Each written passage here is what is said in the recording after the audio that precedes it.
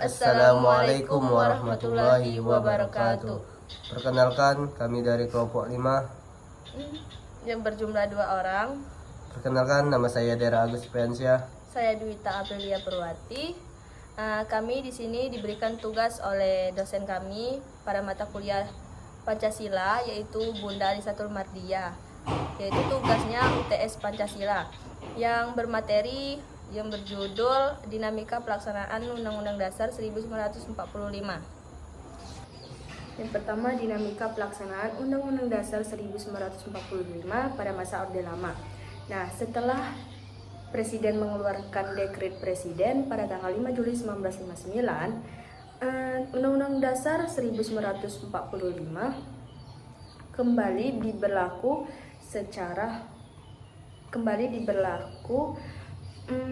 sebagai dasar hukum negara. Namun dalam praktiknya Undang-Undang Dasar pemerintahan tidak menjalankan isi dari Undang-Undang Dasar 1945 secara murni dan konsekuen. Nah, pemerintahan Orde Lama ini dipimpin oleh Soekarno yang banyak dipengaruhi oleh revolusi komunisme dan menerapkan konsep Nasakom yang singkatan dari nasionalis, agama, dan komunis.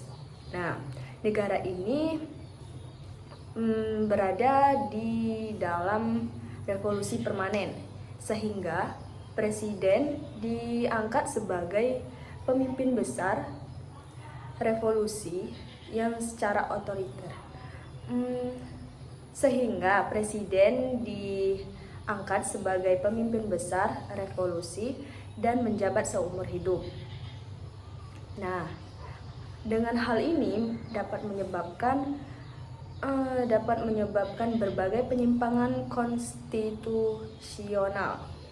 Nah, yang pertama yaitu demokrasi. Demokrasi dirubah menjadi demokrasi terpimpin. Nah, demokrasi ini dipimpin oleh presiden yang bersifat otoriter. Nah, terus demokrasi ini dipimpin oleh presiden yang bersifat otoriter yang bertentangan dengan prinsip kerakyatan dalam Pancasila dan Undang-Undang Dasar 1945. Yang kedua yaitu presiden memiliki wewenang membuat hukum setingkat undang-undang tanpa persetujuan DPR melalui penetapan presiden. Yang ketiga pada tahun 1960 karena DPR tidak mempersetujui RAPBN, yaitu singkatan dari Rancangan Anggaran Pendapatan dan Belanja Negara. Jadi presiden membubarkan DPR hasil pemilu tahun 1955 dan membentuk DPR gotong royong. Nah, jadi yang keempat yaitu pemimpin lembaga tinggi negara dijadikan menteri negara. Nah, menjadikan mereka sebagai pembantu presiden. Penyimpangan tersebut dapat menyebabkan ketidakstabilan politik, ekonomi, dan keamanan. Nah, puncaknya terjadi pada pemberontakan G30 SPKI pada tahun 1965. Nah, terus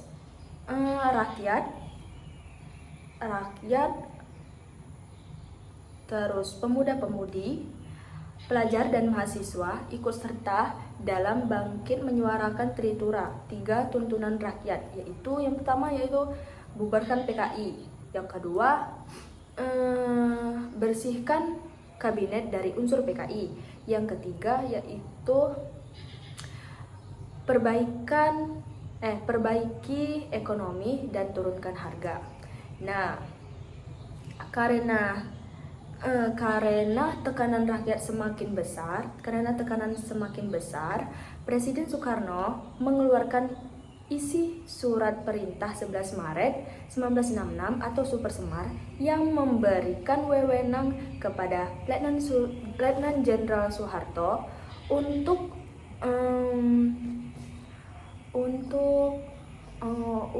mengembalikan keamanan dan ketertiban negara. Nah, pada masa ini awal dari lahirnya pemerintahan Orde Baru. Yang kedua yaitu dinamika pelaksanaan Undang-Undang Dasar 1945 pada masa Orde Baru. Nah, di masa Orde Baru ini dimulai di bawah kepemimpinan Jenderal Soeharto yang bertujuan untuk memulihkan kondisi negara setelah pemberontakan G30 SPKI. Nah, pemerintahan Orde Baru ini dikenal sebagai masa pembangunan nasional, sehingga sering disebut dengan Orde Pembangunan. Orde Pembangunan. Nah, dalam menetapkan sistem ketatanegaraan, Majelis Permusyawaratan Rakyat Sementara atau MPRS mengeluarkan sejumlah keputusan penting. Nah, ada 5 keputusan yang menandai awal mula lahirnya Orde Baru.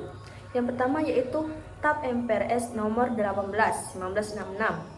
Nah, di sini Presiden diminta menugaskan Jenderal Soeharto untuk sebagai pemegang surat perintah 11 Maret untuk membentuk kabinet Ampera. Yang kedua yaitu TAP MPRS nomor 17 1966. MPRS menarik kembali Presiden sebagai MPRS menarik kembali pengangkatan Presiden sebagai Presiden seumur hidup. Yang ketiga yaitu TAP MPRS nomor 20 1966. Nah, MPRS menetapkan memorandum tentang sumber hukum dan tata urutan perundang-undangan di Indonesia. Yang keempat yaitu TAP MPRS nomor 22 1966. Nah, MPRS menyederhanakan sistem kepartaian, organisasi masyarakat, dan kekuatan sosial politik. Nah, yang terakhir TAP MPRS nomor 25 1966. Nah, MPRS membubarkan Partai Komunis Indonesia atau PKI dan melarang penyebaran ajaran komunisme, marxisme, dan leninisme di seluruh wilayah Indonesia. Nah, pada masa itu Indonesia mengalami ketidakstabilan di bidang politik, ekonomi, dan keamanan. Nah, untuk mengatasi situasi tersebut, DPR GR mengeluarkan resolusi yang meminta MPRS untuk mengadakan sidang istimewa. Sidang istimewa ini dilaksanakan pada Maret 1967 dan menghasilkan keputusan penting yang memperkuat pemerintahan dan menegakkan pelaksanaan Undang-Undang Dasar 1945 secara konstitusional. Baiklah, selanjutnya yang akan dilanjutkan oleh saudara kita yaitu Dera Agus Priyansyah. Pada awalnya bangsa Indonesia merasakan peningkatan nasib bangsa dalam berbagai bidang.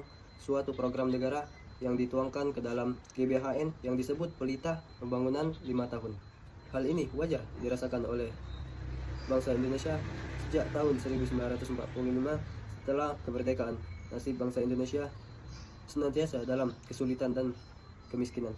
Namun demikian, lambat laun program-program negara bukannya diperuntukkan untuk kepada rakyat, melainkan demi kekuasaan. Penafsiran pasal-pasal Undang-Undang Dasar 1945 dilaksanakan sesuai dengan amanat sebagaimana tertuang dan terkandung dalam Undang-Undang Dasar 1945, melainkan dimanipulasikan demi kekuasaan. Dinamika pelaksanaan Undang-Undang Dasar 1945 pada masa reformasi. Masa Orde Baru di bawah kepemimpinan Soeharto sampai tahun 1998 membuat pemerintahan Indonesia tidak mengamatkan nilai-nilai demokrasi seperti yang tercantum dalam Pancasila, pemerintahan dicemari korupsi, kolusi, dan nepotisme. Keadaan tersebut membuat rakyat Indonesia semakin menderita. Hal itu menyebabkan munculnya berbagai gerakan masyarakat yang dipelopori oleh generasi muda Indonesia, terutama mahasiswa, sebagai gerakan moral yang menuntut adanya reformasi di segala bidang negara. Keberhasilan reformasi tersebut ditandai dengan turunnya Presiden Soeharto dari jabatannya sebagai presiden dan diganti oleh Prof. B.J. Habibie pada tanggal 21 Mei 1998. Sehingga perlu diadakan amandemen lagi berbagai macam produk peraturan perundang-undang yang dihasilkan dalam reformasi hukum, antara lain tentang pemeliharaan umum dan Undang-Undang Nomor 4 Tahun 1999 tentang susunan dan kedudukan MPR DPRD. Adapun kelebihan dan kekurangan pada masa reformasi yaitu kelebihan pada masa reformasi: kebebasan berpendapat, pengurangan masalah, adanya jaminan terhadap hak asasi manusia, sektor sosial politik, kekakuan hukum masa Orde Baru. Yang kedua, kekurangan pada reformasi: adanya perpecahan persepsi antara mahasiswa, tidak adanya pemberian subsidi terhadap masyarakat. Sekian dari kami akhiri. Wassalamualaikum warahmatullahi wabarakatuh.